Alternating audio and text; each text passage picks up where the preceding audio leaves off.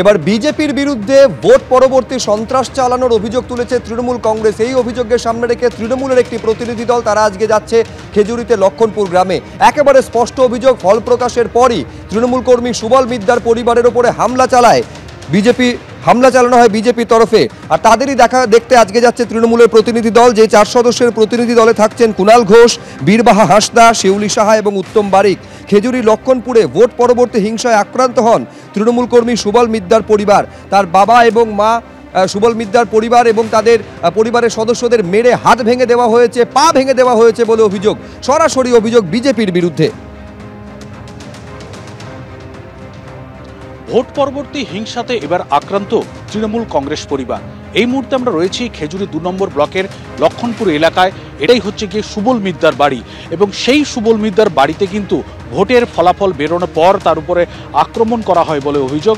আমরা দেখতেই পাচ্ছি যে সুবলবাবু পায়ে যেরকমভাবে ব্যান্ডেজ বাঁধা হয়ে রয়েছে, শুধুমাত্র সুবলবাবু নয়, তার স্ত্রীকেও কিন্তু এরকমভাবে আক্রান্ত হতে হয়েছে, এবং তার পরিবারের যে সদস্য, তার যে ছেলে রয়েছে, তাকেও কিন্তু আক্রান্ত করা হয়েছে।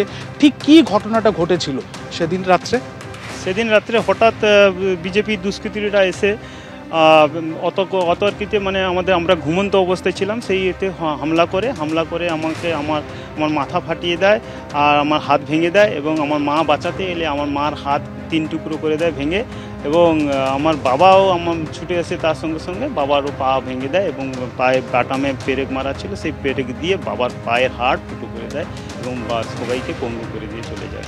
কেন আপনাদের উপর কেন এই হামলাটা হলো? আমরা তৃণমূল কংগ্রেস করি, বরাবরের জন্য তৃণমূল কংগ্রেস করি, আরও সেই জন্য ওদের আক্রোশ।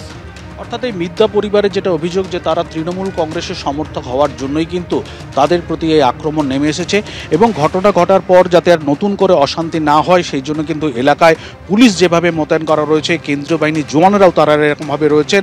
শুধুমাত্র বিভিন্ন এলাকাতে নয়, তারা গ্রামের ভেতরে নতুন করে যাতে কোনো অশান্তি না হয় সেই জন্য তারা একাধিক এলাকাতে টহলও দিচ্ছেন। বিজেপির বিরুদ্ধে এই অভিযোগ করা হলে তাদের পক্ষ থেকে কিন্তু এই অভিযোগ অস্বীকার করা হয়েছে। এখন কত তাড়াতাড়ি এই খেজুরি এলাকায় পরিবেশ শান্ত হয় সেটাই এখন দেখার বিষয়। খেজুরি থেকে ক্যামেরায় সন্দীপ পালের সঙ্গে বিটন চক্রবর্তী, এবিপি আনন্দ, পূর্ব মেদিনীপুর। কবারটা ঠেলে ওরা ঢুকে গেল, তখন আমি তখন তাকে যখন ছেলেকে মারতে লাগলো তখন বাধ্য হয়ে, বাবা হয়তো আর বসে থাকা যায় না, তারা এসে যারা আমার বিরোধী দল ছিল তারা আসছিল, ভোট দিতে না বলছিল, আমি ভোটটা দিয়ে আসছিলাম। আমি তৃণমূলকে ভোট দিয়েছিলাম। হ্যাঁ, সেটাই রাগ। বিশাল আতঙ্কের মধ্যে আছে, সারা রাত ঘুম ধরেনি বাবা। আমার ছেলেকে বাঁচানোর জন্য, স্বামী বাঁচানোর জন্য হাত ভাঙিয়েছে। আমার কি করবো, কাপড়ও করতে পারে। এ 3 জনকে কে লাগা করবে, আমার ছেলের উপায় কি হবে গো বাবা?